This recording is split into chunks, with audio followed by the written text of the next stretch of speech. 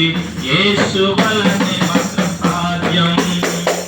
నమ్ముకో నమ్ముకో యేసుని నమ్ముకుంటే ఈ క్షణమే నీ ఆత్మకు విడుదల, నీ ఆత్మకు విడుదల. ప్రభునందు ప్రియమైన వైకేఎం కాలనీలో ఉన్నటువంటి సహోదరులకు యేసుక్రీస్తు ప్రభు వారి యొక్క శుభవార్త మీకు తెలియపరుస్తూ ఉన్నాం. నిజంగా ప్రభు ఆయన మాత్రమే అందరికీ ప్రభువు. Is the lord for all everyone. Yesu ప్రభు నీ ప్రాణాన్ని కాపాడటానికి ఆయన శిలువ మ్రాను పైన 2020 సంవత్సరాలు, నేటికి మనం 25వ సంవత్సరంలో 2025 సంవత్సరాలు దేవుడు ఈ భూమి మీదకు ఆయన అద్భుతమైనటువంటి లోకానికి పరిశుద్ధాత్మ వలన కన్య గర్భములో ఆయన జన్మించడం అనేటువంటిది, క్రిస్మస్ అనేటువంటిది మనము డిసెంబర్ 25న వింటూ ఉన్నాం.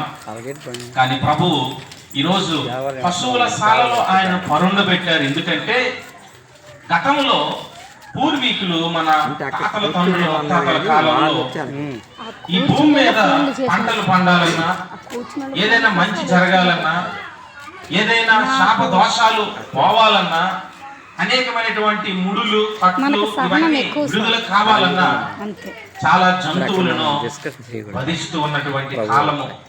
చిన్నపిల్లలను కూడా కోనేరులో ఆ పాపాలు పోవాలని కోనేటిలో కూడా చిన్నపిల్లలను ఆ యొక్క కోనేటిలో విడిచిపెట్టేవారు, ఆ విధంగా చనిపోయేవారు. ఇలా ఏ బ్రిడ్జిలు కట్టినా, ఏ పెద్ద పెద్ద వంతెనలు కట్టినా, పెద్ద పెద్ద అపార్ట్మెంట్లు కట్టినా కొన్నిసార్లు ఈ పిచ్చోళ్ళు తిరుగుతూ ఉంటారు రోడ్డు మీద. కొన్ని రోజుల తర్వాత కనిపించట్లేదని చూస్తే ఆ పిచ్చి వాళ్ళను కూడా పట్టుకొని బలి చేస్తూ ఉన్నటువంటి నాగరికత ఇప్పటికీ కూడా చాలా వరకు చూస్తూ ఉన్నాం. అయితే ఈ పశువుల శాలలు ఎందుకు పరుండు పెట్టారంటే, ఇంకా పశువులకు, గొర్రెలకు, మేకలకు, కోళ్లకు సమాప్తి. ఇంకా మీరు మీ రక్తము ఇంతవరకు చాలా వరకు వధించారు.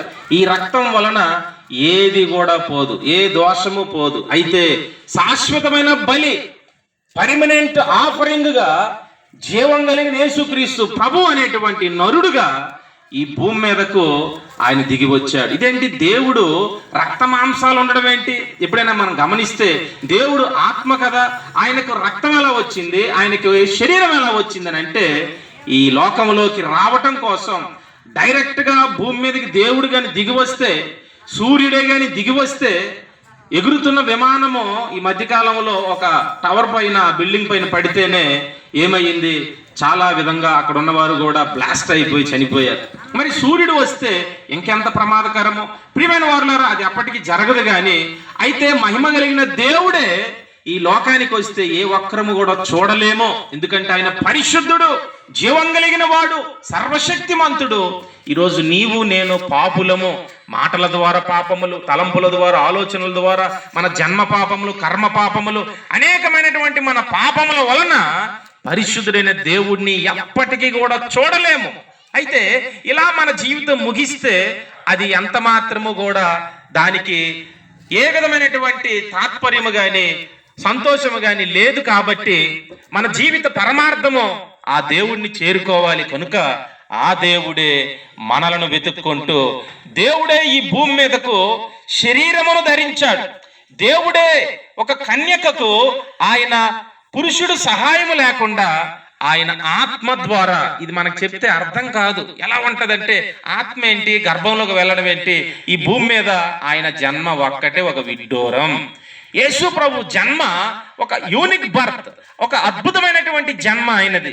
ఆయన మరణము కూడా అద్భుతమైన మరణము. ఎందుకంటే శిలువ మీద ఎంతమంది ఎన్నిసార్లు ఎంత విధాలుగా హింసించినప్పటికీ, 39 కొరడా దెబ్బలు కొట్టినప్పటికీ, పక్కలో బల్లెపు పోట్లు పొడిచినప్పటికీ, చేతులకు, కాళ్ళకు, తలకు ముళ్ళ కిరీటము శీలలతో పొడిచిన ఆయన చావలేదు. ఆయన అంటాడు, నా అంతట నేనే నా ప్రాణం ఇచ్చుచున్నాను, నా అంతట నేనే నేను అప్పగించుకుంటున్నాను. అంటే మనం అలా మార్కెట్కి వెళ్ళి వచ్చేసినట్లుగా యేసు ప్రభువు చనిపోయి సమాధిలోకి వెళ్ళి మరలా 3వ రోజు బయటకు వచ్చాడు. దేవునికి స్తోత్రం, హల్లెలూయా. ఎందుకు వచ్చాడంటే ఆయన ఒక్కడే. ఈరోజు ఎన్ని సమాధులు చూడండి, చక్కగా మన ఎదురుగున్న వెంకంపేట దగ్గర ఉన్నటువంటి ఆ చాలా సమాధులు ఎవరు కూడా లేవలేదు ఇప్పటికీ కూడా. అక్కడ మాత్రమే కాదు, ఏ సమాధులు చూసినా సరే ఇప్పటికీ ఆ మూతలు తీస్తే చాలా దుర్వాసన, కలేబరాలు, భయంకరమైన కంపు కొడుతూ ఉంటున్నటువంటి సందర్భాలు.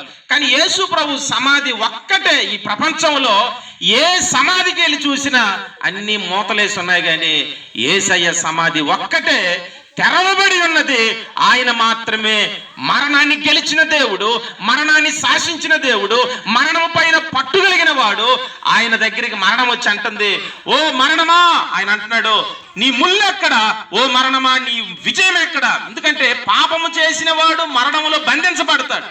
కానీ యేసు ప్రభు ఏంది? పాపము లేదని, నా యందు పాపం ఉన్నదని మీలో ఎవరైనా సరే స్థాపించగలరా అని ప్రపంచానికి 2025 సంవత్సరాలు అవుతూ ఉన్నాయి.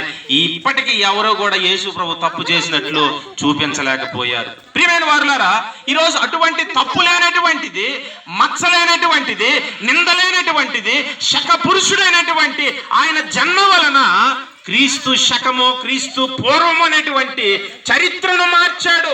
శక పురుషుడుగా యేసు ప్రభువు ఈరోజు నీ గుండెల్లో, నీ హృదయంలో స్థానం ఇవ్వాలి. ఏదో ఫోటో పెట్టేసి యేసు ప్రభువా అని ఆయన మొక్కితే అది ఎంత మాత్రమో, లేకపోతే క్రిస్మస్ మాత్రం వెళ్ళి కేక్ తీసుకుంటే అది మాత్రం ఏమాత్రం కాదు. కానీ నీ హృదయం అనేటువంటి ఆలయంలోకి యేసు ప్రభువును ఆహ్వానిస్తే ఆయన వస్తాడు. వచ్చి నీ హృదయంలో ఆయన ఆశీనుడు అయితే నీకు గొప్ప రక్షణ ఇస్తాడు. ఏ క్షణమైనా మనం చనిపోవచ్చు.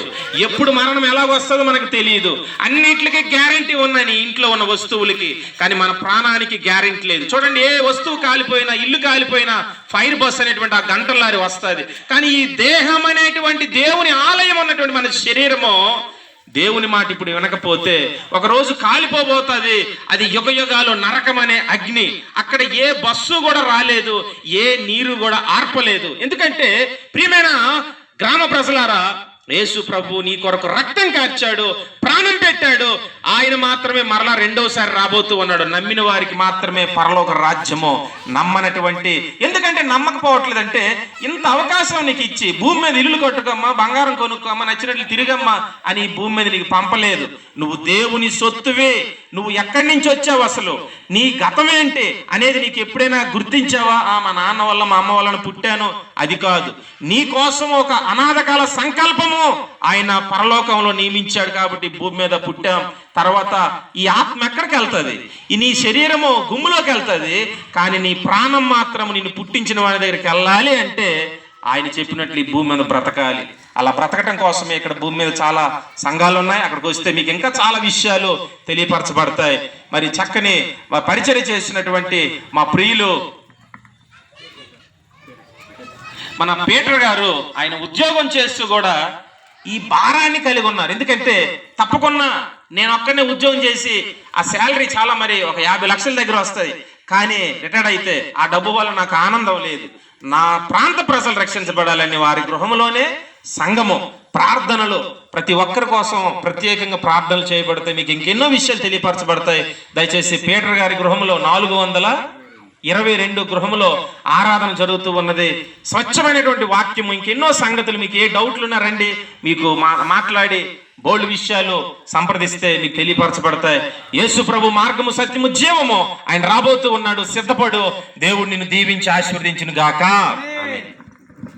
పిల్లరా, పాస్టర్ గారికి వందనాలు.